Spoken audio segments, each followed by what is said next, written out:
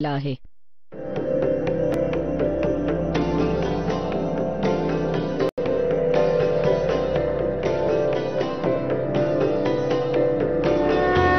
और ज्ञान सब ज्ञान डी कबीर ज्ञान सो ज्ञान, और जैसे घोड़ा तोब कायम करता चले मैदान.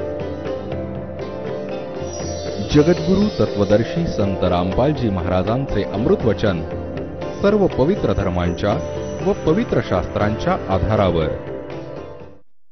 जो इथला न्यायाधीश आहे ना, जो ब्रह्मा विष्णू महेश यांच्यापर्यंत सगळ्यांची अकाउंट घेतो, तो चांगल्या आणि वाईट कर्मांची, आणि त्यांना शिक्षा देतो.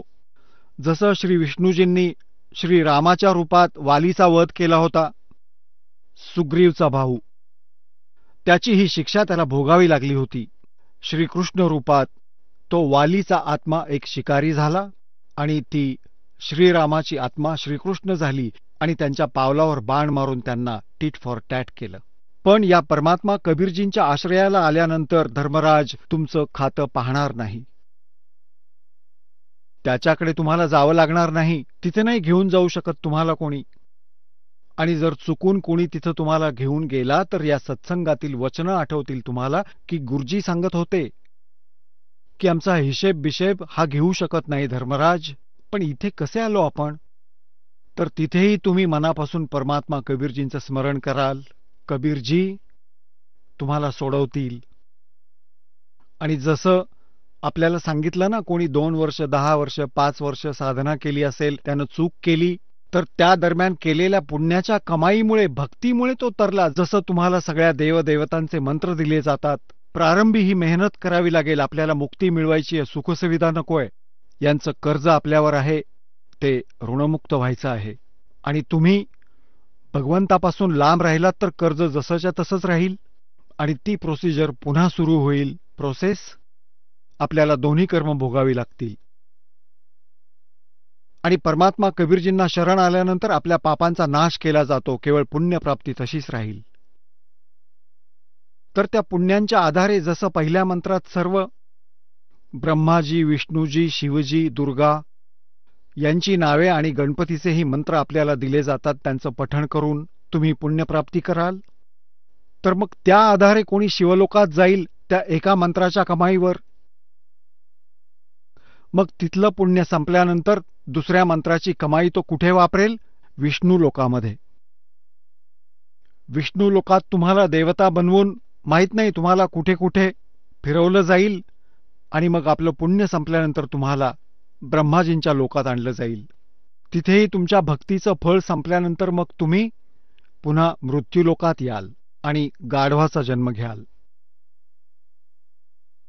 आता जसं तुम्हाला हे ज्ञान दिलं जातंय की काही कारणामुळे चुकून तुम्ही तिथं पोचलात, शिवलोकात, विष्णू लोकात किंवा ब्रह्मलोकात,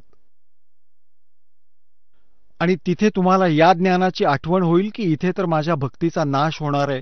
कारण हा स्वर्ग काय आहे? एक रेस्टॉरंट समजा, हॉटेल समजा. त्या रेस्टॉरंटमध्ये, हॉटेलमध्ये तोच माणूस जातो ज्याचा खिसा गरम असेल, पैसा खूप असेल, आणि तिथे एकदा घंटी वाजवली, बेल वाजवली की तुम्हाला विचारायला येतील की बोला, आपल्याला काय हवं आहे. तुम्ही मस्तीमध्ये खा प्या मौज मजा करा, पण तुमचा खिसा कापला जातोय. तुमचे पैसे एकेका क्षणासाठी खर्च होत आहेत. आणि जेव्हा तुमच्या खिशातील सगळे पैसे संपतील तेव्हा अदबीने उभे राहणारे तेच वेटर तुम्हाला हॉटेलमधून बाहेर काढतील, हॉटेलमधून बाहेर उभं करतील. तर असंच तुमच्या बाबतीत होईल जर तुम्ही स्वर्गात, विष्णू लोकात गेलात. तुमचेच पुण्य तुम्ही तिथे खर्च करणार आहात. विष्णू तर तिथे तुम्हाला 4 आणेही देणार नाही. तुमच्याकडे पैसे असतील तर ठेवून घेईल, नाहीतर म्हणतील की चल निघ बरं इथून. अशीच तुम्ही शिवाची साधना केली असेल तर शिवलोकात तुम्ही राहाल. तुमची मिळकत संपली की हाकलून दिलं जाईल. मग परमात्मा आपल्याला आठवण करून देतात, शिवमंडल गर्मापुरी चाहे विष्णु लोक में हो, हमरे गुण भूले नहीं तो आण छोटाऊ तो. पहा किती दयाळू आहेत की ऐक मूर्खा, जरी तू चूक केलीयस भक्ती केली नाहीस, काही वर्ष करून सोडून दिलीस, तर मग तू जाशील विष्णू लोकात किंवा ब्रह्मलोकात, कारण प्रथम मंत्राची चांगली कमाई तुमच्याकडून करून घेतली जाते. तर तिथेही तू माझं स्मरण करशील, माझे गुण विसरणार नाहीस की माझी चूक झाली परमात्मा, मला वाचवा, इथे तर माझ्या भक्तीचा नाश होईल. म्हणतात की शिवमंडल म्हणजे शिवच्या लोकात. शिवमंडल ब्रह्मापुरी चाहे विष्णु लोक में हो, और हमरे गुण भूला नहीं तो आण छुटाऊं तो. तर तिथे जेव्हा तुम्ही स्मरण कराल तेव्हा तो परमात्मा या दासाच्या रूपात प्रकट होईल आणि त्यांना सांगेल की याला सोडा, हा आमचा शिष्य आहे. परंतु तुम्ही एक गोल्डन चान्स, सोनेरी संधी वाया घालवली. परत न जाणो केव्हा मनुष्य जीवन मिळेल. त्याला परमात्मा कुठे घेऊन जाईल, आपल्या लोकात घेऊन जाईल, आणि मग त्या आधारे परमात्मा तुम्हाला आपल्या हिशोबाने मनुष्य जीवन देतो. आता मनुष्य जन्म तुमचे जेव्हा सुरू होतील, त्या मनुष्य जन्मातही अशाच प्रकारे संतांची भेट होईल, जी प्रक्रिया आज होत आहे. आणि ह्या प्रोसेसमध्ये जर तुम्ही पुन्हा फेल झालात तर पुन्हा पुन्हा धडपडत राहाल. लाख मनुष्य जन्म गेले तरी या भक्तीचा काय उपयोग झाला मग? तर काहीही हो, पण परमात्मा तुम्हाला पुन्हा मनुष्य जीवन देईल. नाहीतर तिथे काळ आणि ब्रह्मा विष्णू महेश यांच्या व्यवस्थेत तुम्ही कंगाल झाला असतात. पण ही शिदोरी राखून तुम्हाला पुन्हा मनुष्य जीवन देतो, आणि मनुष्य जीवनातच तुमचं कल्याण संभव आहे. त्यासाठीच परमात्मा स्वतः इथे येतात, जसं वेदांमध्येही सांगितलं आहे. हे रात्री तुम्ही पाहिलं, आणि माझ्यासारख्या दासांनाही आपली शक्ती देऊन पाठवतात, ज्या योगे या नालायकांनाही कुठल्या ना कुठल्या प्रकारे समज येईल आणि ते कधी ना कधी इथून सुटतील. आणि तुम्ही मागे राहिलात तर परमात्मा परत येतील तुमच्यासाठी. आणि मग काय माहीत तुम्ही पार व्हाल की नाही. तर हा आता गोल्डन चान्स आहे तुमच्यासाठी. म्हणून हे ज्ञान वारंवार समजावून सांगत आहे, यात चूक व्हायला नको. आपलं कल्याण करून घ्या. भगवंताने संधी दिली आहे तुम्हाला. म्हणतायत, सतगुर सरना आय कै फिर धर्मराज डर कैसा. एक भक्त सांगत होता की रात्री 2 जण आले, मला पकडून घेऊन गेले. चांगले धिप्पाड आणि दिसायला भेसूर होते. नेऊ लागले. तसं मी त्यांना विचारू लागलो की बाबांनो कुठे नेत आहात. तर म्हणाले की चल धर्मराजाच्या दरबारात. जेव्हा धर्मराजाच्या दरबाराच्या जवळ पोहोचत होतो तेव्हा मला आठवण आली की मला तर हे धर्मराजाच्या दरबारात नेऊच शकत नाहीत. तर मी त्यांना म्हणालो की बाबांनो, आम्ही धर्मराजाच्या दरबारात नाही येऊ शकत. आम्ही तर कबीर साहेबांचे शिष्य आहोत. त्यांचा आत्मा आहे. तुम्ही कसं घेऊन चाललात, सोडा मला. त्यांनी नाही सोडलं मला. मी त्यांच्याशी भांडू लागलो. धक्काबुक्की झाली आमची. मग त्यातला एक जण म्हणाले की बाबा तू असं कर, आधी विचारून ये, धर्मराजांना विचारून ये की हा सांगत आहे इतक्या दृढतेने की तुम्ही आम्हाला नेऊ शकत नाही, तर जा. तर त्यातला एक जण माझ्यापाशी उभा राहिला आणि दुसरा आत गेला. त्याने आत जाऊन विचारलं की असा असा एक जण आहे, त्याचं अमुक अमुक नाव आहे, तो म्हणतोय की मी कबीरजींचा भक्त आहे आणि तुम्ही मला नेऊ शकत नाही. आमच्याशी भांडू लागला. आता त्याचं काय करायचं. धर्मराज म्हणाले, भाई, त्यांनी त्याचं खातं तपासलं आणि म्हणाले, अरे मलाही गोत्यात आणाल, सोडून द्या याला ताबडतोब. तर तो धावत पळत आला. येताच म्हणाला, अरे सोडून द्या याला. धर्मराज असं असं म्हणाले की तुम्ही मलाच गोत्यात आणाल, हा तर त्या परमशक्तीचा अंश आहे, तुम्ही याला कसं काय आणलं मूर्खांनो. म्हटलं आपलाच आदेश होता. तर म्हणाले लवकर सोडून द्या. तर म्हणाला मी परत आलो. तर जेव्हा माझे डोळे उघडले, माझं शरीर काम करत नव्हतं, जसं पॅरालिसिस होतो, अर्धांगवायू, आणि घाम फुटला सगळ्या शरीराला. मग मी हळूहळू नॉर्मल झालो. मग मला ते सगळं आठवलं की बापरे, केवढा गहजब झाला, मी तर मेलो होतो. आणि मग दुप्पट विश्वास पक्का झाला की नक्कीच हे सत्य आहे. परमात्म्याची जी वचनं आहेत ती सगळी सत्य आहे. तर काय म्हणतायत, ते मूर्ख मनवा काळ की चिंता क्यों सताती है, सतगुरु अपना साथी है, हो तो हरदम साथी है. मूर्ख मनवा काल की चिंता क्यों सताती है, सतगुरु अपना साथी है, सतगुरु हरदम साथी है.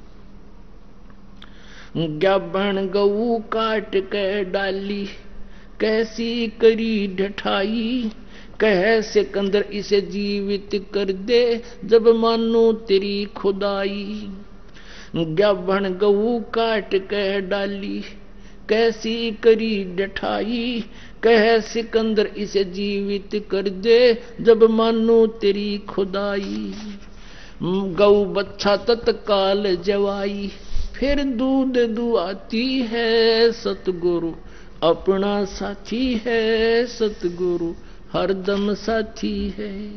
मूर्ख मनुआ काल की चिंता क्यों सताती है।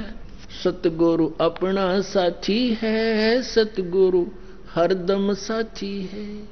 मूर्ख मनुआ काल की चिंता क्यों सताती है। सतगुरु अपना साथी है, सतगुरु हरदम साथी है। इंद्रमती पर काल झपट्या सतगुरु करी सहाई। कमाल कमाली जीवित कीन सत कबीर दुआई। इंद्रमती पर काल झपट्या सतगुरु करी सहाई। कमाल कमाली जीवित कीने सत कबीर दुहाई। सिकंदर की जलन बुझाई वो तो करामाती है। सतगुरु अपना साथी है, सतगुरु हरदम साथी है। मूर्ख मनुआ काल की चिंता क्यों सताती है। सतगुरु अपना साथी है, सतगुरु हरदम साथी है। बिजली खान पठान समझाया और अब्राहिम सुल्तानी। हिंदू राजा वीर सिंह ने सिख गुरु की मानी। बिजली खां पठान सुलझाया और अब्राहिम सुल्तानी। एक हिंदू राजा वीर सिंह ने सिख गुरु की मानी। वेद कतेब कहें एक कहानी कोई जात न पाती है। सतगुरु अपना साथी है, सतगुरु हरदम साथी है। मूर्ख मनुआ काल की चिंता क्यों सताती है। सतगुरु अपना साथी है, सतगुरु हरदम साथी है। जो चाहे सो कर दे सतगुरु, जो चाहे सो कर दे परमेश्वर। बरम पड़ो ना मत कोई, सेऊ दड़ पे शीस चढ़ाया पाछे करी रसोई। जो चाहे सो कर दे सतगुरु, भरम पड़ो मत कोई। सेऊ दड़ पे शीस चढ़ाया पीछे करी रसोई। माँ बेटे की 84 खोई या कथा बताती है। सतगुरु अपना साथी है, सतगुरु हरदम साथी है। मूर्ख मनुआ काल की चिंता क्यों सताती है। सतगुरु अपना साथी है, सतगुरु हरदम साथी है। जगन्नाथ का मंदिर बचाया जल्दी न करी चढ़ाई। जगन्नाथ का मंदिर बचाया समुद्र न करी चढ़ाई। साहेब कबीर के तेज के आगे फीका पड़ गया भाई। जगन्नाथ का मंदिर बचाया समुद्र न करी चढ़ाई। साहेब कबीर के तेज के आगे फीका पड़ गया भाई। विपर रूप धर देई दुहाई मेरी नहीं पार बसाती है। सतगुरु अपना साथी है, सतगुरु हरदम साथी है। मूर्ख मनुआ काल की चिंता क्यों सताती है। सतगुरु अपना साथी है, सतगुरु हरदम साथी है। राज दरबार में साहेब कबीर ने पग पर डाला पानी।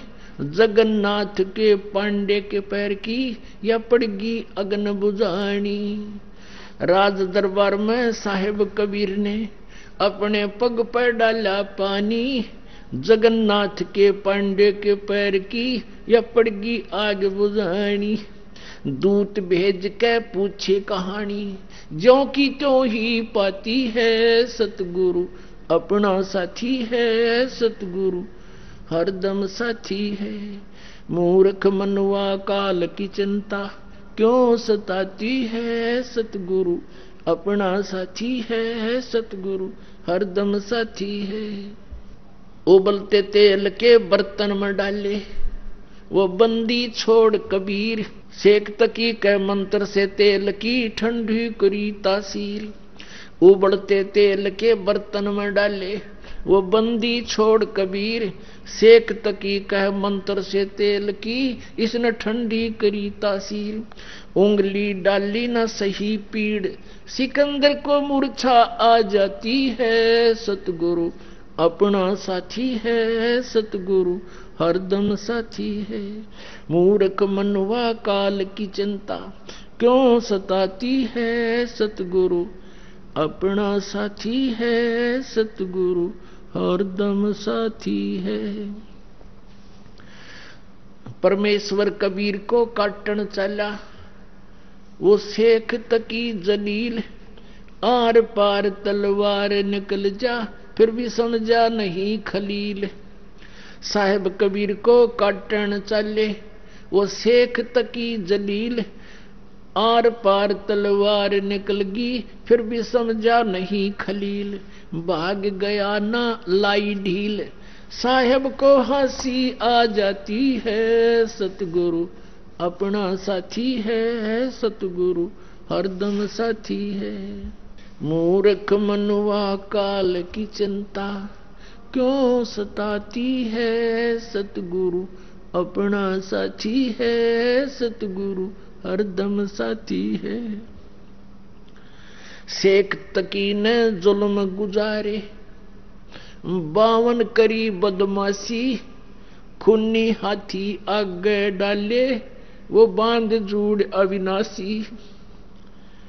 शेख तकी ने जुल्म करे ये 52 करी बदमाशी, खूनी हाथी आगे डाले बांध जूड़ अविनाशी।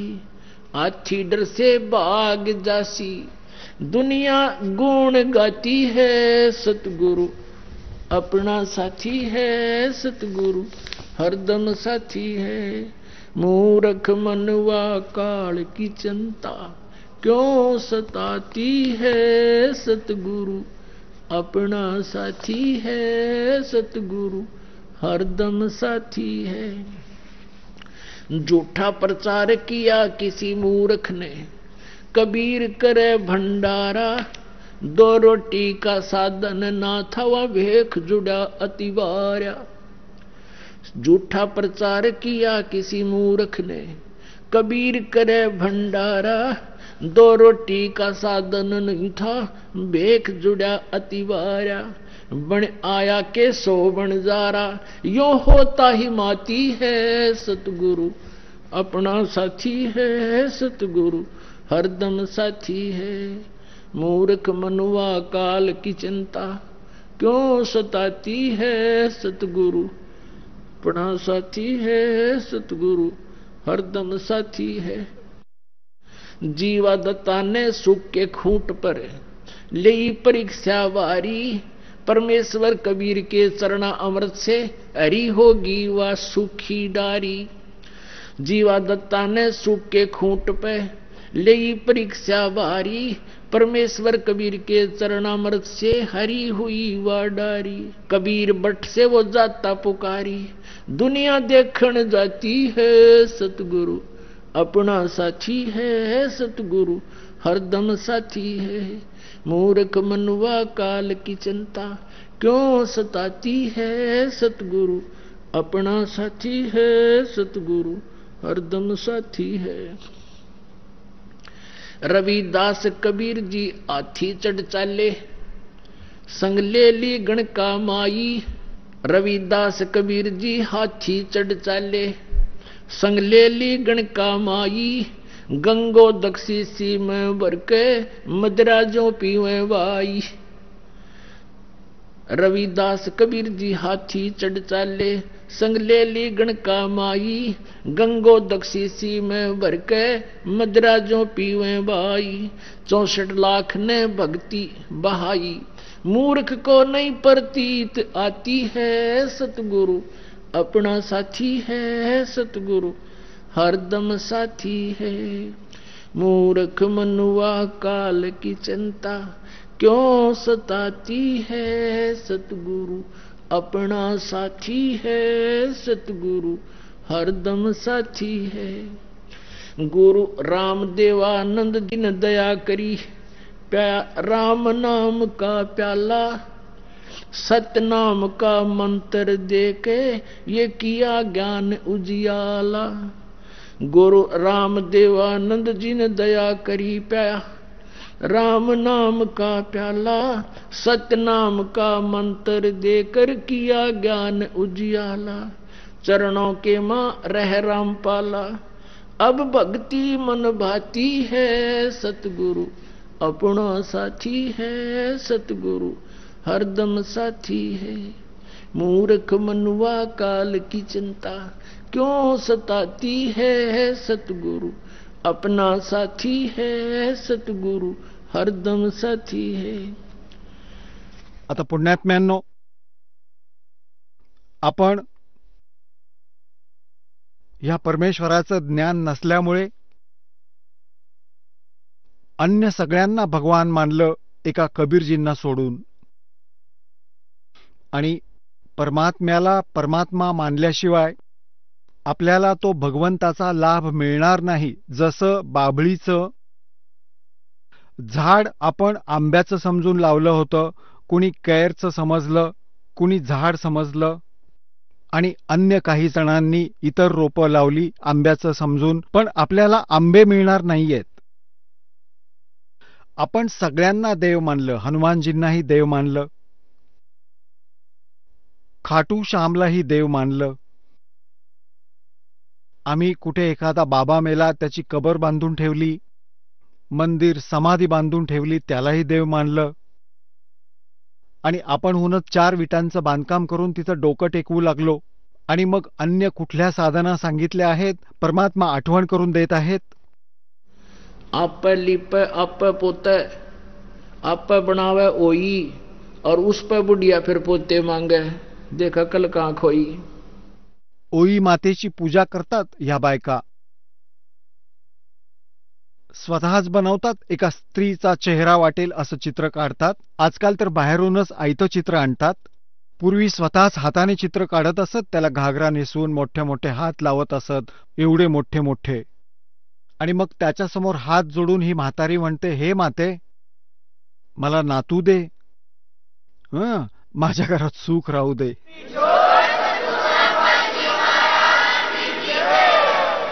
चला आता आपण त्या श्रद्धाळूंचे अनुभव जाणून घेऊयात, ज्यांनी जगद्गुरू तत्वदर्शी संत रामपालजी महाराजांकडून दीक्षा प्राप्त केलेली आहे, तसेच त्यांच्याद्वारा सांगितलेल्या भक्ती मार्गावर चालत आहेत। नमस्कार। नमस्कार। आपलं नाव? माझं नाव राजेंद्र मंचू जाधव। आपण कुठून आलात? मी ईश्वरनगर, तालुका अंबड आणि जिल्हा जालना इथून आलोय। आपला व्यवसाय काय आहे? माझा व्यवसाय, माझ्या संस्था आहेत, कॉन्व्हेंट स्कूल म्हणजे इंग्लिश मीडियम शाळा आहेत माझ्या, औरंगाबाद, अंबड आणि घनसावंगीला 3 ठिकाणी। स्वामी विवेकानंद सेवाभावी संस्था ईश्वरनगर, याचा मी अध्यक्ष आहे, आणि माझी शेती पण आहे इथं अंबड तालुक्यामध्ये ईश्वरनगर येथे। जवळजवळ 30-40 एकर माझी शेती आहे, ती पूर्ण बागायती आहे, आणि ती शेती पण बघतो, याच्याबरोबर शिक्षण संस्था पण चालवतो, आणि स्वतः क्लासेस पण घेतो इंग्लिशच्या मी। माझं शिक्षण इथं डॉक्टर बाबासाहेब आंबेडकर युनिव्हर्सिटीमध्ये PG झालं आहे माझं लिटरेचरमध्ये, आणि पुण्याला मी BEd केले। तदनंतर मी शेती व्यवसाय आणि माझी ही संस्था चालवत आहे। संत रामपालजी महाराजांकडनं नामदीक्षा आपण कधी घेतली? संत रामपालजी महाराजांकडून नामदीक्षा मी 28 ऑगस्ट 2012ला घेतली आहे। संत रामपालजी महाराजांकडनं नामदीक्षा घेण्या अगोदर आपण व आपला परिवार कोणती भक्ती साधना करत होतात? संत रामपालजी महाराज यांना गुरु करण्याच्या अगोदर मी लहानपणापासूनच म्हणजे वयाच्या 8व्या वर्षापासून साधू संतांच्या संगतीमध्ये होतो। माझा परिवार, माझे आईवडील आणि माझे मोठे बंधू हे पण संत श्री भगवतानंद स्वामीजी, जे की आग्रा, उत्तर प्रदेश इथून इथे आले होते। माझ्या जन्माच्या अगोदरपासून ते 50 ते 60 वर्ष ह्या इथं आमच्या बाजूला राहत होते। माझे आईवडील आणि माझे मोठे बंधू अगोदरपासून त्यांचे शिष्य होते, आणि त्यांची भक्ती आम्ही पूर्ण परिवार करत होतो त्यांना सांगितल्याप्रमाणे। आणि विशेषतः स्वामीजी जे सद्गुरू भगवतानंद स्वामीजी होते, ही भक्ती आम्हाला ब्रह्म विष्णू महेश आणि त्याच्यानंतर जे काळनिरंजन ज्योतिनिरंजन आहे इथपर्यंत ते भक्ती सांगायचे. आणि तिथून पुढे ही मला सुद्धा आजपर्यंत कळालं नाही. आणि त्यांनी आम्हाला सांगितले की तुमच्या आयुष्यामध्ये तुम्ही गुरु शोधत राहा आणि ह्याच्या पुढे जर तुम्हाला काही भक्ती साधना मिळाली व एखाद्या गुरुकडून तर मला ती पण निश्चित सांगा.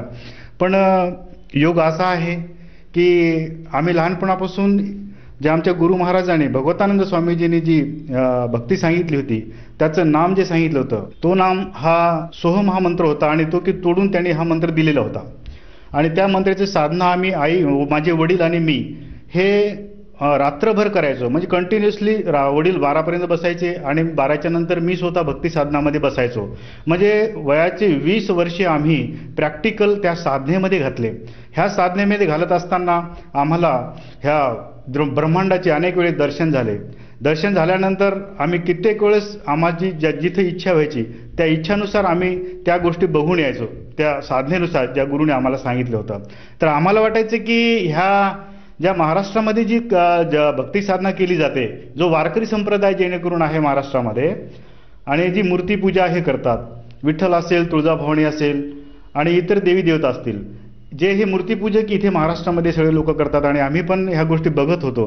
पण प्रॅक्टिकली आम्ही ह्या गोष्टी करत नव्हतो कारण आमचे गुरु महाराजांनी सांगितलं होतं की हे सगुण ज्ञानामध्ये तुम्हाला मोक्षप्राप्ती होणार नाही.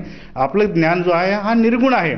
त्यामध्ये आम्हाला वाटायचे की आम्ही सर्वश्रेष्ठ भक्ती करतोय असं आम्हाला कायम आमची असे मनामध्ये असायचं की आम्ही लोकांपेक्षा काहीतरी वेगळे आहोत आणि आम्ही जे करतोय आमची विवाहपरिषद ही योग्य आहे.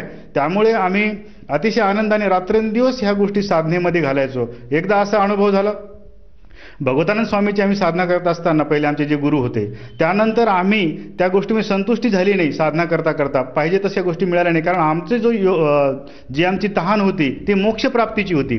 तर मोक्षप्राप्तीची साधना करताना आम्हाला त्या गोष्टी आम्हाला मिळाल्या नाही आमची तहान राहिली म्हणून आम्ही गुरु बदलत गेलो. भगवतानंद स्वामीजी नंतर मी आसारामजी बापूंकडून नामदीक्षा घेतली. त्यांच्या नामदीक्षा घेतल्यानंतर त्यांच्याकडे 2 वर्ष आमची जेवढं त्यांचं साहित्य आहे जेवढं त्यांचे पुस्तकं असतील त्यांचे व्हिडिओ असतील त्यांचे कॅसेट्स असतील त्यांचे सत्संग असतील हे 2 वर्ष मी रात्र आणि दिवस त्यांची स्टडी केली त्यांचा अभ्यास केला.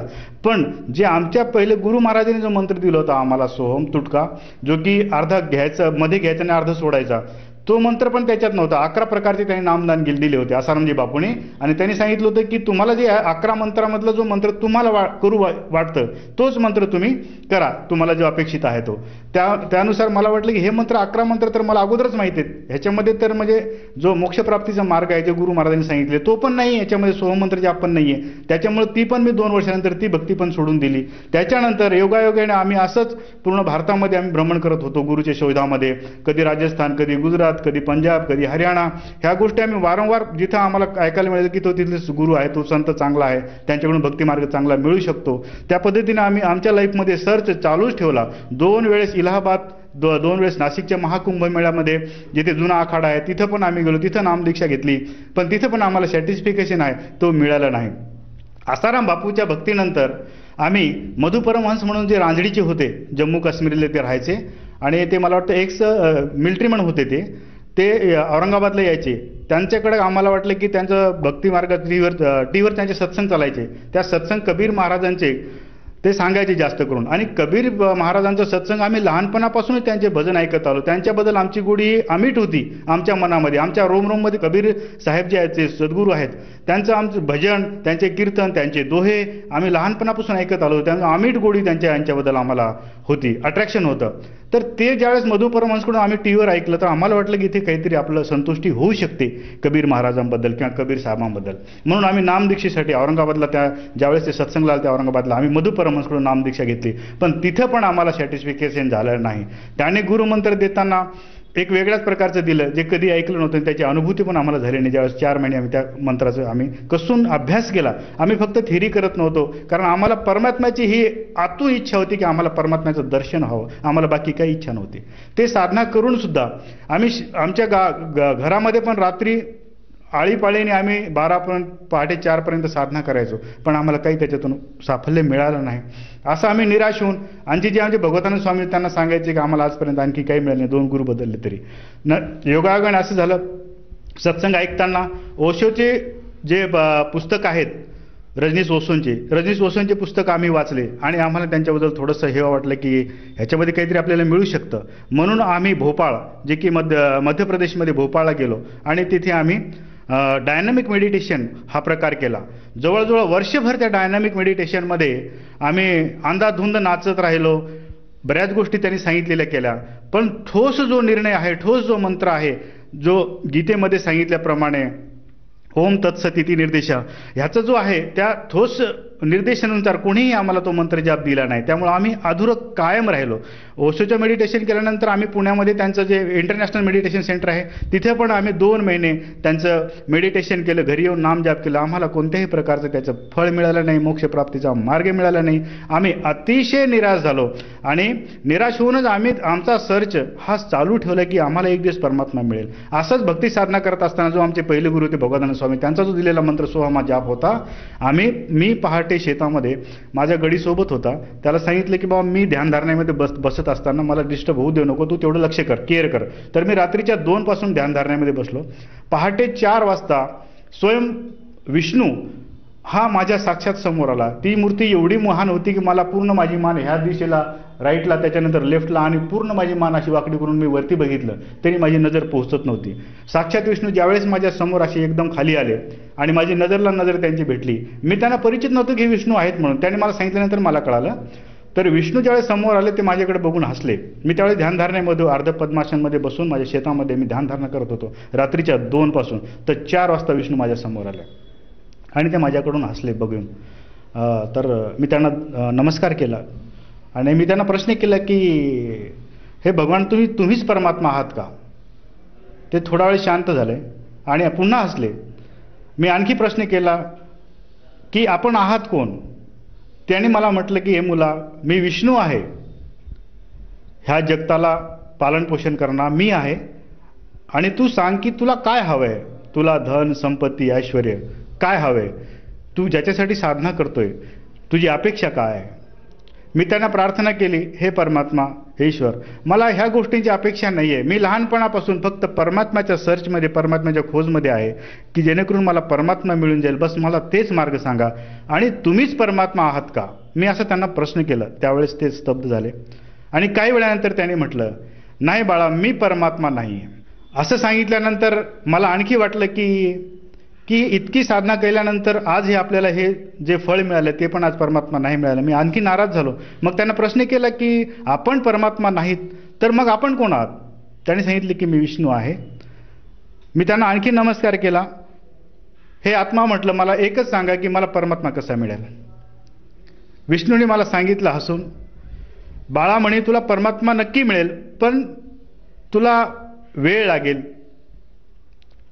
तू त्याची प्रतीक्षा कर आणि तुझी जी साधना आहे ती कंटिन्यू करत राहा, एक दिवस तुला परमात्मा नक्कीच मिळेल. असं सांगून ते माझ्यासमोरून ते गायब झाले.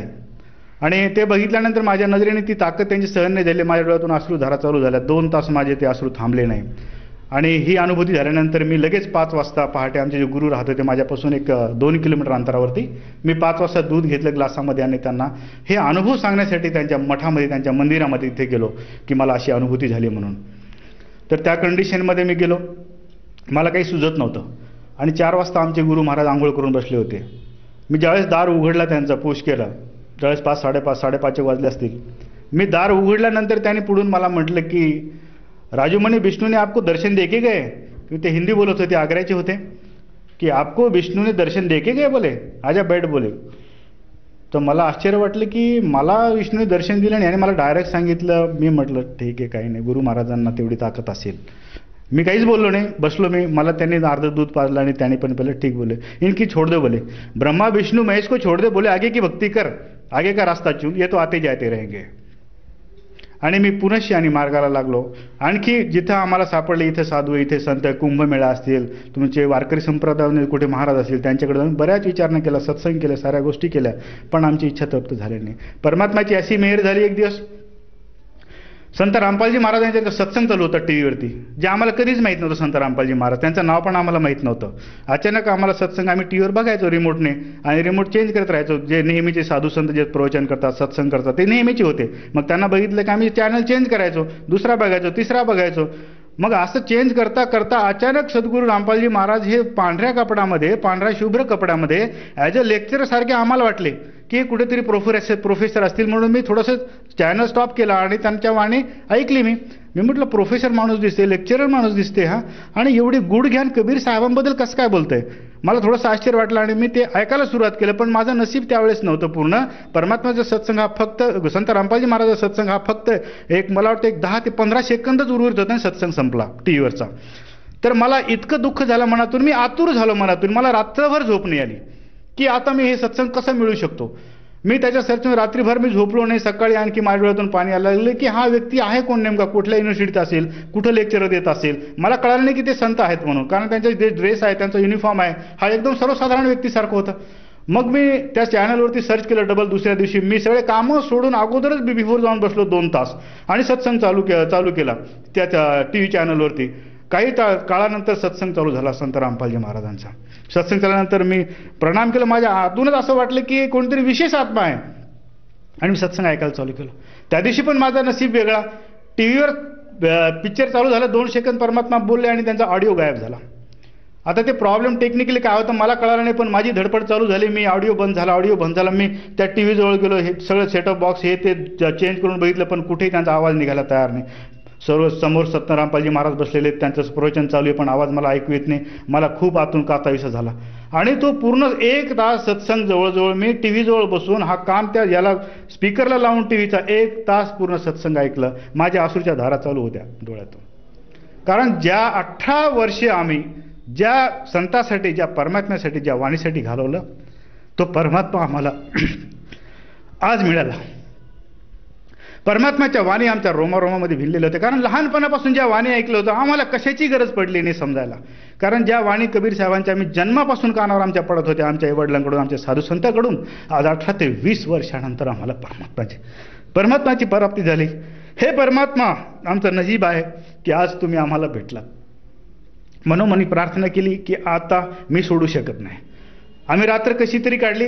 जो माझा गुरुबंधू होता जुनं, त्याला सकाळी उठून सांगितलं की परमात्मा भेटले, तुम्ही काय करा. असं त्यांचं ठिकाण आहे. मी नंबर नोट केला त्यांचं. लगेच मी मोबाईलवरून त्यांना मेसेज टाकले की मला पुस्तक हवं म्हणून. ते सगळं करून टाकलं, पण तरी मला दम कटलं नाही. मी माझ्या गुरुबंधूला म्हटलं मी कामामध्ये बिझी आहे, माझ्यामध्ये खूप वर्कलोड आहे, त्याच्यानंतर जिम्मेदारी खूप आहे. माझ्या मोठ्या बंधूंनी माझ्यावर जिम्मेदारी टाकली आहे, मी इथून जाऊ शकत नाही 1 सेकंद. पण मला परमात्मा भेटलं. 1 सेकंदाचा भरोसा नाही की हा मी जन्मात राहील की नाही, परमात्मा किंवा माझी भक्ती इथून सुटून जाईल. त्याला मी प्रार्थना केली, तू जा आत्ताच हरियाणामध्ये, काय लागते घरचं मी देतो, पण तिथे जा, सर्च कर की संत रामपालजी महाराज कुठे आहेत, कुठे राहतात, आणि मला लगेच सांग. तर माझा मित्र जो आहे त्याने 1 सेकंद सुद्धा न लावता त्यांनी पण माझी गोष्ट ऐकली आणि ते निघाले राजस्थानला निघून तिथून त्याने रामरतन म्हणून आहे, रामरतन जे आसारामजीचे शिष्य होते पहिले, आसारामजीचं केंद्र त्याने खूप काळ चालवलं, खूप वर्षे त्याचा मुखिया होता तो. तर त्याला सोबत घेऊन, यांच्याकडे 1 रुपया सुद्धा नव्हता आणि मला भेटायला ते आले नाही. ते तिथून राजस्थानला निघून गेले आणि मला म्हणते राजू आमच्याकडे आता राजस्थानमध्ये आहे, आमच्याकडे 1 रुपया सुद्धा नाही आणि आमची आता तब्येत बिघडली आहे, आम्हाला खूप प्रॉब्लेम आलाय, आता आम्ही इथून पुढे हरियाणाला जाऊ कसं. मी म्हटलं तुम्ही भीक मागा राजस्थानमध्ये कोणाकडून, तुम्ही पैसे मागा, पण हरियाणाला जा संत रामपालजी महाराजांकडे, आपल्याकडे वेळ नाहीये. तर त्याने तसंच केलं. त्याने राजस्थानमध्ये गावामध्ये भीक मागितली, अक्षरशः त्याने भाकरी मागून खाल्ल्या आणि दुसऱ्या दिवशी ते दिल्लीला निघाले. संध्याकाळी आश्रममध्ये कसे बसे पोहोचले. तिथं पोहोचल्यानंतर त्यांची ज्ञानचर्चा झाली आणि 2 दिवस 4 दिवस त्यांनी पूर्ण चर्चा केली भक्तांसोबत. आणि ते म्हणले आम्हाला रामपालजी महाराजांना भेटायचे. भगत म्हणले नाही, तुम्ही अगोदर नामदान घेतल्याशिवाय तुम्हाला सद्गुरू रामपालजी महाराजांशी चर्चा करता येणार नाही. मग त्यांनी नामदान घेतलं, परमात्म्याचे दर्शन घेतलं आणि मला लगेच फोन केला की परमात्माचा विषय संपला म्हणे, तू लगेच येऊन जा. तर माझ्यामुळं इकडं माझ्याकडं खूप वर्कलोड होता, माझ्या शाळेचा लोड होता, माझ्या संस्थेचा लोड होता, माझ्या शेतीचा लोड होतं, पूर्ण माझ्या बंधूचा दबाव होता. तरी पण मी बंधूला खोटं बोललो की मी सासवडे जातो औरंगाबादला आणि मी जाऊन वापस येतोय. मी इथूनच प्लेनचे तिकीट बुक केले. परमात्मा म्हटलं 1 मिनिटाचाही ह्या जीवाचा भरोसा नाही दुसऱ्या दिवशी काय होईल म्हणून. मी प्लेनचं तिकीट बुक केलं आणि इथून मी डायरेक्ट दिल्लीला उतरलो. कधी माझ्या लाईफमध्ये मी महाराष्ट्र सोडून कधी बाहेर गेलो नव्हतो. मी आश्रममध्ये पोहोचलो. रात्रीचे मला 2:30 वाजले होते आश्रममध्ये. परमात्माची सोय संत रामपालजी महाराजांची तिथली सुविधा बघितल्यानंतर माझ्या अंगाशी रोम असे उभरून आले. गेल्यानंतर मला तिथल्या भक्तांनी हात धरलं आणि आपण म्हणे अगोदर हातपाय धुवून घ्या, हातपाय धुतल्यानंतर चहा पाणी घ्या आणि शांत बसा.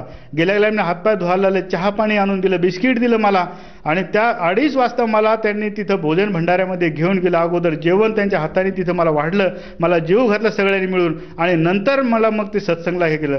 हे परमात्मा म्हटलं ह्या विश्वाच्या पाठीवर अशी सोय करणारा, जे लोक घरची फॅमिली आपली स्वतः एवढी काळजी घेत नाही आणि रात्रीच्या 2:30 वाजता गरम जेवण इथं जरी मिळत असेल, ते पण एकदम अशी विशेष अतिथी म्हणून जरी मिळत असेल, तर आमचं नशीब आहे की आम्ही संत रामपालजी महाराजला जॉईन झालो आणि तिथून पुढे परमात्म्याचं आम्ही दर्शन घेऊन परमात्म्याकडून नामदीक्षा घेतली. आम्ही धन्य समजतो आमच्या आत्म्याला की आम्हाला परमात्म्याची, संत रामपालजी महाराजांची अनुभूती घेतली आम्ही.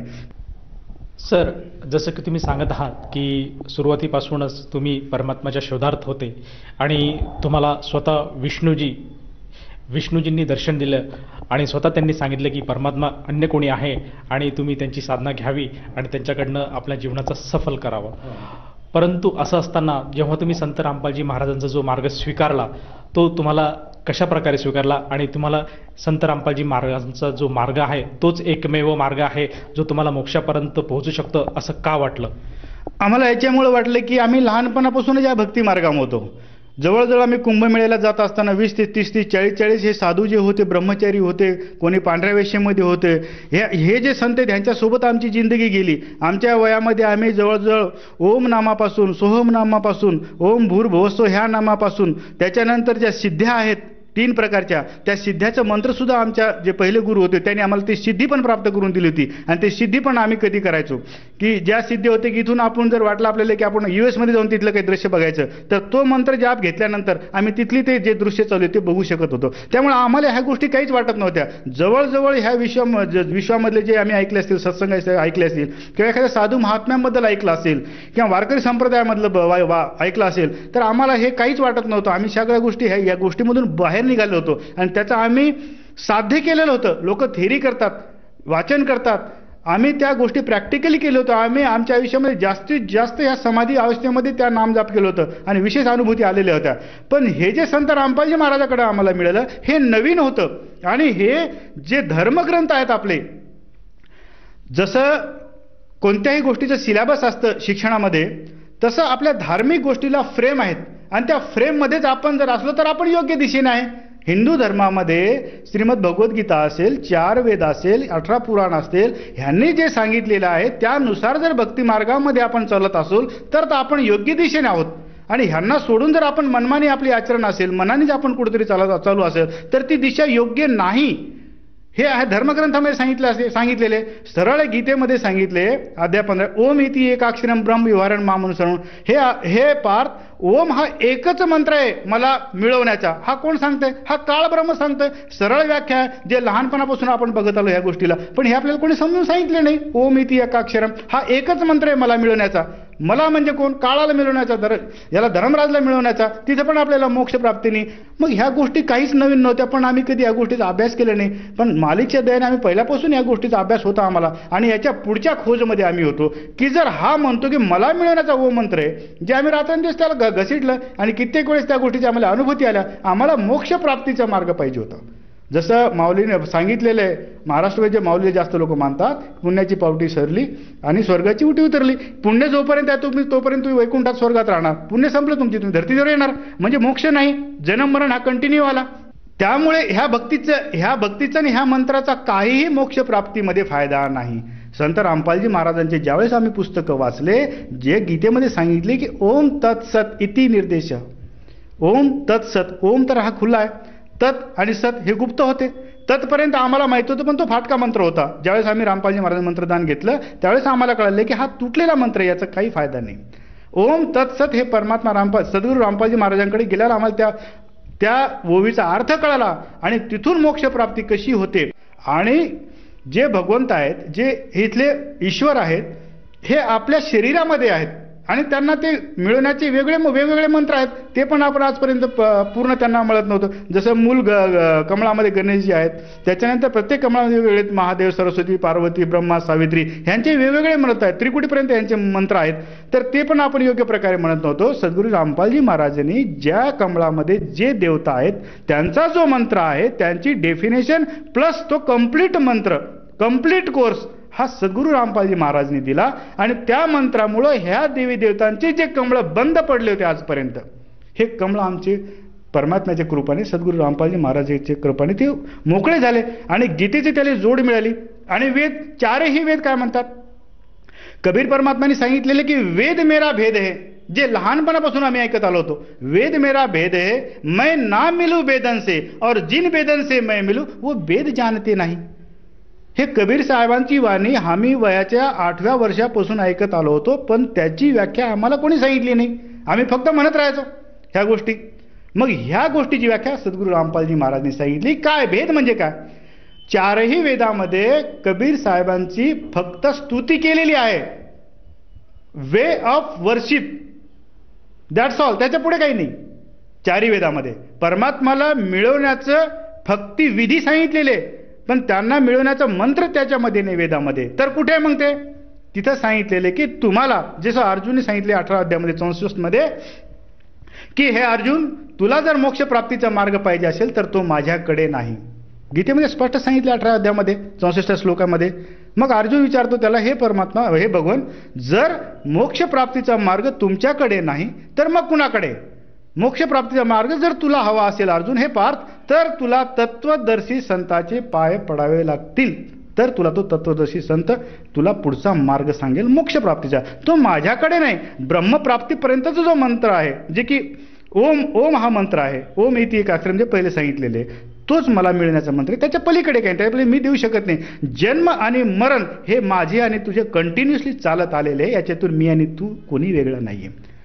मग जर गीतेमध्ये स्पष्ट कृष्णाने असं सांगितलं असेल उपदेश करताना, तर मग इतके दिवस आम्ही डोळे बंद करून या गोष्टी ऐकत होतो. ह्या गोष्टीची व्याख्या सद्गुरू रामपालजी महाराजांनी आम्हाला सांगितली. मोक्ष प्राप्तीचा मार्ग कोणता आहे? जो सतनाम आहे. सतनाम काय? जे गुरु नानक साहेबांनी सांगितले, त्याची व्याख्या आजपर्यंत कोणी सांगितली नाही. जे 2 मंत्राचं, 2 अक्षराचं नाम आहे, गुरु नानक साहेबांनी सांगितले, त्याची व्याख्या पण सांगितलेली. वेदामध्ये पण ते बखाण केलेले, संत गरीबदासजी महाराजांनी ते बखाण केलेले, महाराष्ट्रामध्ये नामदेवाने ते बखाण केलेले. मुक्ताबाईंनी जी ज्ञानेश्वराने सांगितले, मुक्ताबाईची सनद आहे, हेची ज्ञानेश्वरी सांगितले. आणि कबीराने वदिले 4 युगी सरळ सांगितलेले, जे की मुक्ताबाई महाराष्ट्राची होती. मग त्यांना कबीरचा कसा संबंध आला? त्यांनी असं सांगितले की 4ही युगामध्ये हे ज्ञान, हे ज्ञान जो आहे, हे कबीर साहेबांनी सांगितलेले, जे की ज्ञानेश्वराला पण हे सांगितले. मग आजपर्यंत आम्ही वारकरी संप्रदाय जो विठ्ठल महाराज किंवा तुळजाभवानी असेल, ह्यांना जे आजपर्यंत भजत आलो, मग ह्या माऊलींच्या ह्या शब्दाकडे आपण कधी का लक्ष दिले नाही? तर हे आमचं नशीब नव्हतं. ह्या गोष्टी आजपर्यंत नशिबात नव्हत्या, म्हणून मिळाल्या नाही. कारण वेळ आल्याशिवाय कोणाला काही भेटत नाही. तर आमचं नशीब झालं की आम्हाला सद्गुरू रामपालजी महाराज मिळाले. आणि त्याच्यानंतर आमच्या जीवनामध्ये म्हणजे असं इतकं बदल झाले की आमचा पुनर्जन्म झाला. खरं सांगायचं म्हटल्यानंतर आमचा पुनर्जन्म झाला. सर, जसं तुम्ही सांगत आहात की संत रामपालजी महाराजांकडनं जी तुम्ही गुरुदीक्षा घेतली, नाममंत्र घेतले, त्या नाममंत्राद्वारे जसं काही तुमचं पुनर्जन्म झाला आणि तुम्हाला सद्भक्ती मिळाली, तर या सद्भक्तीपोटी आपल्याला व आपल्या परिवाराला काय काय लाभ प्राप्त झालेत? आम्हाला सद्गुरू रामपालजी महाराजांकडून जो सगळ्यात मोठा लाभ असेल जीवनाचा, जीवन आणि मरण ह्यांच्यापासून मुक्ती किंवा मोक्ष प्राप्तीचा मार्ग, हा सगळ्यात मोठा मार्ग, आम्हाला सगळ्यात मोठा फायदा हा मिळाला आहे.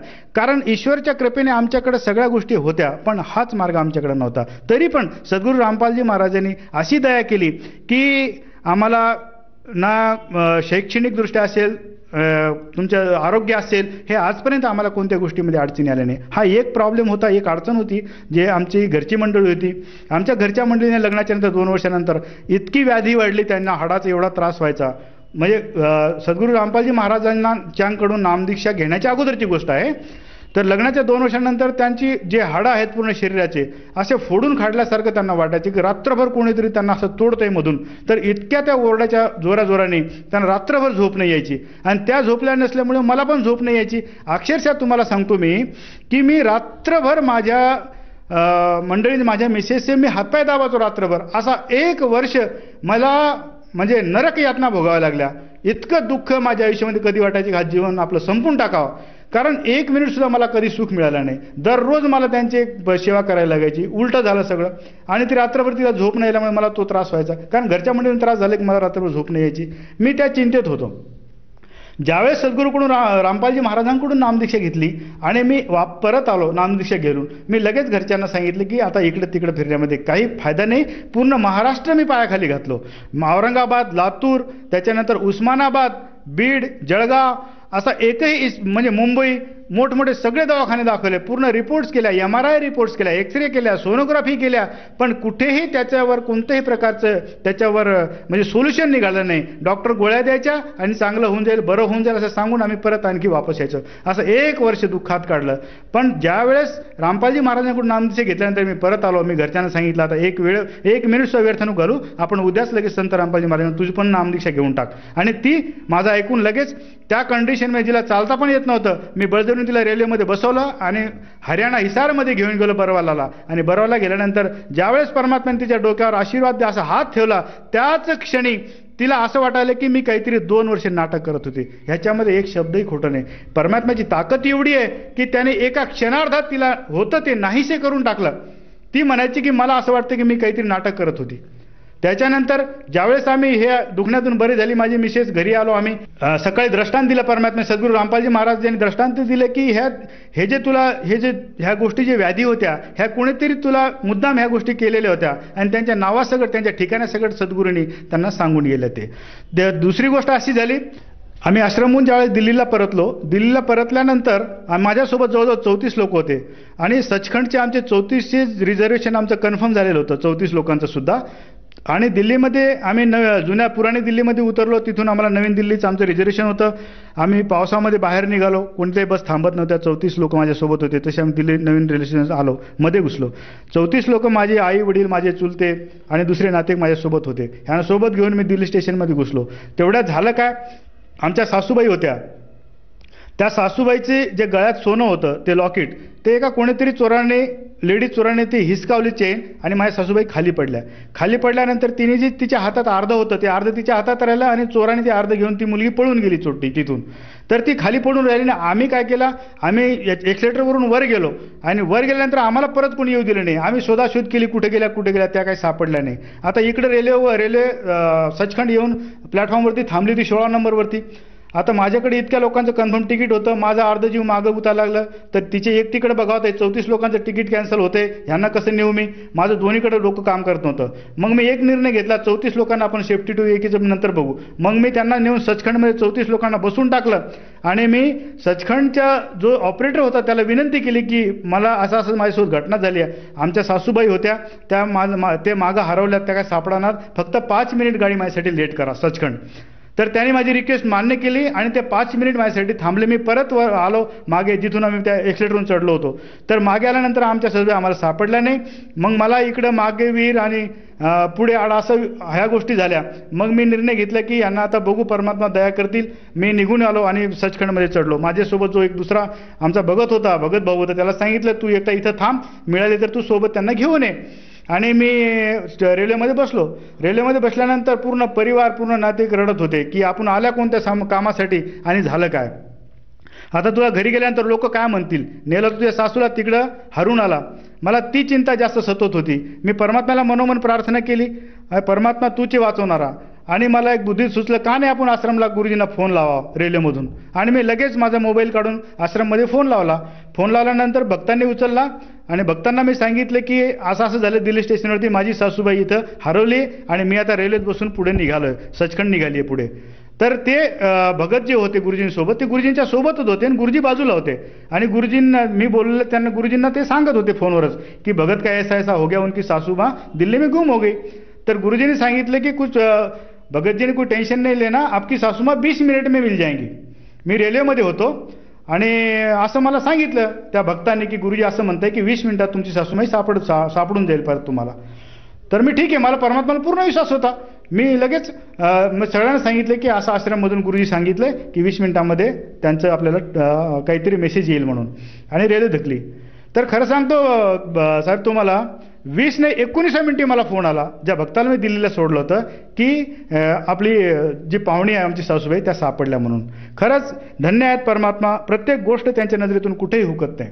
आणि त्या सापडल्या आणि 34चे 34 लोक जे रडत होतो, माझे मुलं, माझी मिसेस, सगळे शांत झालो आम्ही आणि परमात्माला मनोमन आभार मानला. हा सगळ्यात मोठा अनुभव. दुसरी गोष्ट, घरी परतल्यानंतर जे अर्ध सोनं होतं, घरी आल्यानंतर त्यांच्या मुलांनी सांगितलं की ही कमाई करून आणली का तू, सोनं हरून आली दिल्लीला जाऊन. मग दुसऱ्या दिवशी परमात्मा मग त्या चिंतेमध्ये की झालं काय, हे विनाकारण मला दररोजचे हे शब्द बोलणं खावं लागतात, ती मनोमन असं स्वतःला हे करत होती. सद्गुरू रामपालजी महाराज सकाळी आले 4 वाजता आणि तिला सांगितलं चिंता करू नको, बाथरूममध्ये जी तुझी आधी तुटलेली चेन आहे जी हिसकवली होती ती बाथरूममध्ये पडलेली घेऊन जा. तर माझी सासूबाई उठली, राहायला औरंगाबादला आहे आणि हरियाणामध्ये हिसार आहे, अंतर 1200 किलोमीटरचं आहे आणि 4 वाजता जी चेन अर्धी तुटलेली होती ती अर्धी चेन बाथरूममध्ये सापडली. ह्याला म्हणतात परमात्मा. परमात्मा धर्तीवर आलेले आहेत, जे सद्गुरू जो चाहे सो करही, 14 कोट दूत जमडरी. परमात्म्याबद्दल संदेह नाही, ते काही करू शकतात. ही शिल्लक गोष्ट आहे. असे अनुभव परमात्म्याने आम्हाला दिले. सर, जसं तुम्ही सांगत आहात की संत रामपालजी महाराजांची सद्भक्ती घेतल्यामुळे आपल्याला व आपल्या परिवाराला बरेचसे असे अनुभवायला मिळाले. संत रामपालजी महाराजांची आपल्यावर कृपा झाली आणि आपले जे संकट होते ते पूर्णपणे दूर झाले. तर या अनुषंगाने आपण जे आपले सहकारी आणि अन्य जे भगत समाज आज आपल्याला टीव्हीवर बघत आहेत त्यांना काय संदेश देऊ इच्छिता? सर्वांना मी विनंती करू इच्छितो की आपल्याला दुसरीकडे जाण्याची काही गरज नाही. आपल्या प्रत्येकाच्या घरामध्ये जे आपले ग्रंथ आहेत त्यांना एकदा उघडावं. भगवद्गीता असेल, 4 वेद असेल, 18 पुराण असेल, याच्यामध्ये नेमकी परमात्म्याला मिळवण्याचा रस्ता कोणता आहे ते शोधा आणि ते मार्ग सांगणारा आज या पृथ्वीवर कोण आहे त्याचा शोध घ्या. ते शोध घेतल्यानंतर तुम्हाला सद्गुरू रामपालजी महाराजांशिवाय दुसरा पर्याय दिसणारच नाही. कारण जो गीतेमध्ये भक्ती मार्ग सांगितलेला आहे तो रामपालजी महाराजांनी सरळ त्याला कित्येक पुरावे देऊन 4ही वेदाचे, यजुर्वेद, अथर्ववेद, सामवेद, ऋग्वेद, त्याच्यानंतर सद्ग्रंथ साहेब जे गरीबदासजी महाराजांनी लिहिलेलं आहे, त्याच्यानंतर नामदेवजी, पिपा, धन्ना असे अनेक संत आहेत, त्यांचे उदाहरणं देव स्पष्टीकरण दिलेलं आहे. आपलं नशीब आहे की ह्याच काळामध्ये आपला जन्म झालेला आहे आणि वेळ व्यर्थ न घालवता असे कित्येक लाभ आहेत याच्यामध्ये लाभ मिळालेले. भगतजी साहेब तुम्हाला सांगतो मी, 2001ला मला किडनी स्टोन झाला होता 12 mm. मी खूप परेशान होतो. परेशान झाल्यानंतर मला तो 2001मध्ये झालेला. मी 2012ला नामदान घेतलं. मला कंटिन्यू गोळ्या चालू होत्या आणि त्रास पण कंटिन्यू चालू होता. मी नामदान घेताना सुद्धा माझ्यासोबत माझ्या सगळ्या औषधी सोबत घेऊन प्लेनमध्ये मी गेलो होतो आश्रममध्ये. पण नामदान गेल्यानंतर आजपर्यंत 2012 ते आज 2020 आहे, मला गोळीही नाही आणि काहीही नाही आणि दुखणं पण नाही. एकदम ह्या गोष्टीतून मी बरा झालो. बरं, ह्या गोष्टी जर होत असतील, परमात्मा म्हणतात येतो मैं रुंगे में देता हूं. रुंगे म्हणजे काय? हे शिल्लक आहे, हे मापात नाही आहे. हे मापात देतात परमात्मा. आपल्याला जे देणार धन ते तर मोक्षप्राप्तीचं आहे, पण हे रुंगे में देतात परमात्मा. हे शिल्लक आहे. तर वेळ वाया न घालता तुम्ही अभ्यास करा की आज ह्या पृथ्वीवर कोण संत आहे, कोण सच्चा परमात्मा आहे आणि कोण सच्चा, आपण त्याला साबित कसं करू शकतो? आपल्या धर्मग्रंथानुसार जे गीता आहे, 4 वेद आहे, याच्यानुसार त्याचा अभ्यास करा आणि सद्गुरू रामपाल महाराजांचं सत्संग ऐका. तुम्हाला पटलं तर परमात्म्याचं नामदान जे स्थळ आज प्रत्येक जिल्ह्यामध्ये ओपन झालेलं आहे, तुम्ही ते कॉन्टॅक्ट करा आणि नामदान घ्या. बस एवढी सगळ्यांना प्रार्थना विनंती आहे. तुम्हाला जर अधिक माहिती पाहिजे असेल, तुम्हाला त्यांच्याबद्दल जानकारी पाहिजे असेल तर दररोज टीव्हीवर सत्संग चालतं परमात्माच्या आणि त्यांच्यावर खाली एक पट्टी चालते, त्याच्यामध्ये आश्रमचे नंबर त्याच्यावर रिफ्लेक्ट होत राहतात. तुम्ही त्या नंबरवर फोन कॉल करून तुम्ही त्यांच्याकडून माहिती अधिक घेऊ शकता सत्संगाबद्दल आणि नामदानाबद्दल. ही सगळ्यांना विनंती आहे. सर, जसं तुम्ही सांगत आहात की जे सध्या टीव्हीवर जे सत्संग चालत आहेत त्या सत्संगाच्या माध्यमातून जे टीव्हीवर जे नंबर फ्लॅश होत आहेत त्या नंबरला जर तुम्ही संपर्क साधला, जिथे काही नामदान केंद्र आहे तिथे जाऊन नामदान घेऊ शकता.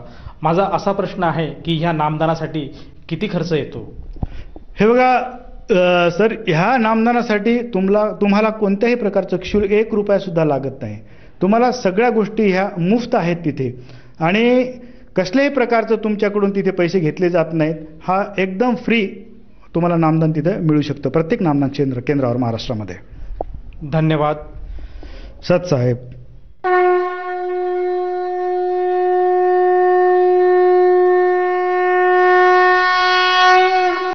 आपण ऐकत होता जगद्गुरु तत्वदर्शी संत रामपालजी महाराजांचे मंगल प्रवचन. निःशुल्क नामदीक्षा प्राप्त करण्यासाठी आणि अधिक माहितीसाठी संपर्क करा 703030 303031 7030303952. आमची वेबसाईट आहे www.jagatgururampalji.org. सर्व पवित्र धर्मांच्या व पवित्र शास्त्रांवर आधारित प्रमाणित अनमोल पुस्तक ज्ञानगंगा किंवा जगण्याचा मार्ग यापैकी कोणतेही एक पुस्तक निःशुल्क मागवण्यासाठी आम्हाला आपले पूर्ण नाव, पूर्ण पत्ता, पिनकोड सहित आणि फोन नंबर लिहून 7030303951 7030303952 नंबरवर SMS करू शकता किंवा आम्हाला 7030303950 नंबरवर व्हॉट्सअप देखील करू शकता.